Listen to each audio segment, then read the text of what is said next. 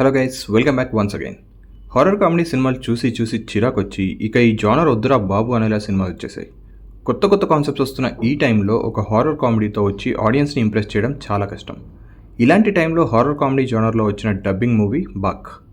Tamil movie Aranmanai 4ని తెలుగులో బాక్ అనే టైటిల్తో రిలీజ్ చేశారు. మంచి స్టార్ కాస్ట్ ఉన్న ఈ మూవీ ఎలా ఉంది అనేది ఈ వీడియోలో చూసేద్దాం. బేసిక్ స్టోరీ లైన్ ఏంటంటే, శివశంకర్ ఒక లాయర్. తన సిస్టర్ శివాని అండ్ తన హస్బెండ్ చనిపోయారు అని తెలిసాక వాళ్ళు ఉంటున్న ఊరికి వెళ్తాడు. అక్కడికి వెళ్ళాక శివానిది ఆత్మహత్య కాదు, ఎవరో చంపేశారో అని అనుకుంటాడు.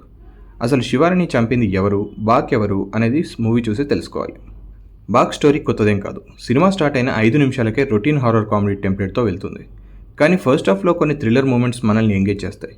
అలాగే Srinivas Reddy and Vennela Kishore comedy కూడా కాసేపు ఎంటర్టైన్ చేస్తుంది. కానీ కాసేపు అయ్యాక స్టోరీతో సంబంధం లేకుండా వచ్చే కామెడీ చిరాకు తెప్పిస్తుంది. ఒకవైపు ఏంట్రా ఈ సొల్లు కామెడీ, ఎన్ని సినిమాలో చూడలేదు మేము అని అనిపిస్తుంది. ఇంకోవైపు అసలు శివాని ఉన్న ఇంట్లో ఏం జరుగుతుంది, శివాని పిల్లల్ని ఎవరు చంపాలనుకుంటున్నారు, ఊర్లో జరిగే హత్యలకి కారణాలేంటి, ఇలా చాలా క్వశ్చన్స్ని రైజ్ చేస్తూ ఇంట్రెస్ట్ని కూడా క్రియేట్ చేస్తుంది. ఇక ఇంటర్వెల్ బ్యాంక్ కూడా ప్రాపర్గా ఉండడంతో సెకండ్ హాఫ్ పైన క్యూరియాసిటీ కలుగుతుంది. కానీ సెకండ్ హాఫ్ అనుకున్నంత రేంజ్లో అయితే లేదు. ఫస్ట్ హాఫ్లో రైజ్ అయిన క్వశ్చన్స్కి ఆన్సర్స్ వెంటనే రివీల్ అయినా అది చాలా రొటీన్గా ఉండడంతో ఇంతేనా అనిపిస్తుంది. సెకండ్ హాఫ్ చాలా వరకు ల్యాగ్ ఉంటుంది అండ్ మధ్య మధ్యలో వచ్చే క్రింజ్ కామెడీ వల్ల చిరాకు అనిపిస్తుంది. ఎందుకంటే స్టోరీతో ఏమాత్రం సంబంధం లేని కామెడీ అది. కానీ ప్రీ క్లైమాక్స్లో వచ్చే యాక్షన్ సీక్వెన్స్, అందులో ఉండే VFX బాగుండడంతో కాసేపు ఎంగేజ్ చేస్తుంది. క్లైమాక్స్ కూడా చాలా రొటీన్గానే ఉంటుంది, బట్ గ్రాండియర్గా ఉండడంతో పర్లేదు మూవీ అనిపిస్తుంది. ఇక యాక్టింగ్ విషయానికి వస్తే శివశంకర్గా చేసిన సుందర్ సి పెర్ఫార్మెన్స్ అయితే హారిబుల్. ఫేస్లో ఎలాంటి ఎక్స్ప్రెషన్స్ లేకుండా త్రూ అవుట్ సినిమా కనిపిస్తాడు.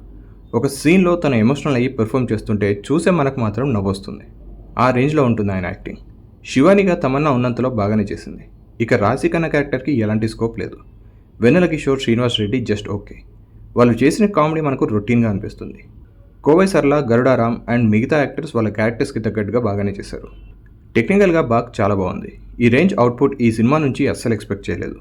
స్టోరీ గురించి పెద్దగా పట్టించుకోలేదు, కానీ విజువల్ అండ్ VFX విషయంలో చాలా కేర్ తీసుకున్నట్టున్నారు. హిప్ హాప్ తమిళ సాంగ్స్ అస్సలు బాలేవు, కానీ బ్యాక్గ్రౌండ్ కొంచెం బెటర్గా ఇచ్చాడు. ఇక సుందర్ సి రొటీన్ టెంప్లెట్ని ఫాలో అవుతూ స్టోరీని నరేట్ చేశాడు. ఫస్ట్ హాఫ్ అయితే ఎంగేజ్ చేయగలిగాడు, కానీ ఓవరాల్గా ఎంగేజ్ చేయలేకపోయాడు. సో ఫైనల్గా బాక్ ఒక routine horror comedy movie. Horror comedy movies ఇష్టపడే వాళ్ళకి ఈ సినిమా ఖచ్చితంగా నచ్చుతుంది.